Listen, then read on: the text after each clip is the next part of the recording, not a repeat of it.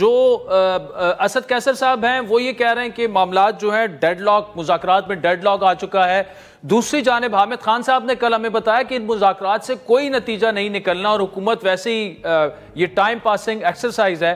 آپ کیا سمجھتے ہیں، کہاں پہ کھڑے ہیں آپ؟ خان صاحب سے تقریباً ہر دوسرے دن ملتے ہیں. جو جس طرح کی حکومت کنفیوژن کا شکار ہے اور جس طرح کی وہ باتیں کر رہے ہیں، اس سے تو یہ نظر آتا ہے کہ جو 2 ڈیمانڈز ہم نے ریز کی تھیں مذاکرات کے لیے آگے چلانے، اور بڑی ریزنیبل ڈیمانڈز تھیں، لگتا یہ ہے کہ وہ شاید ابھی فی الحال نہیں مان رہے وہ ڈیمانڈز.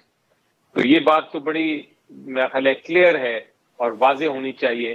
عمران خان صاحب نے مجھے خود بتایا ہے کہ اگر یہ دونوں کنڈیشنز نہیں مانی جاتی، 7 دن کی مہلت دی تھی ان کو، اگر یہ نہیں مانتے 7 دن کے اندر اندر، تو پھر یہ مذاکرات جو ہے ایک لمحہ بھی آگے، 1 سیکنڈ بھی آگے نہیں چل سکیں گے. لیکن علی ظفر صاحب اگر 2 میں سے ایک مطالبہ مان لیا جاتا ہے اور 26 نومبر بن جاتا ہے، 9 مئی پر اگر نہیں بنتا، کیونکہ وہ کہتے ہیں آلریڈی مقدمات عدالت میں چل رہے ہیں، تو پھر کیا مذاکرات چل سکتے ہیں کہ 2 میں سے ایک کمیشن بن جائے؟ بڑا انٹرسٹنگ سوال ہے آپ نے کیا، اور یہ فی الحال تو میرا جواب یہ ہے کہ اگر دونوں مطالبات نہیں مانے جاتے تو عمران خان صاحب کا تو یہی فیصلہ ہے کہ پھر مذاکرات نہیں آگے چلیں گے.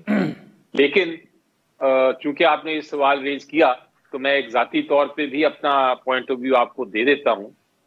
میری نظر میں اگر یہ ایک کنڈیشن مان جاتے ہیں فی الحال کے لیے، تو ہو سکتا ہے کہ مذاکرات مزید آگے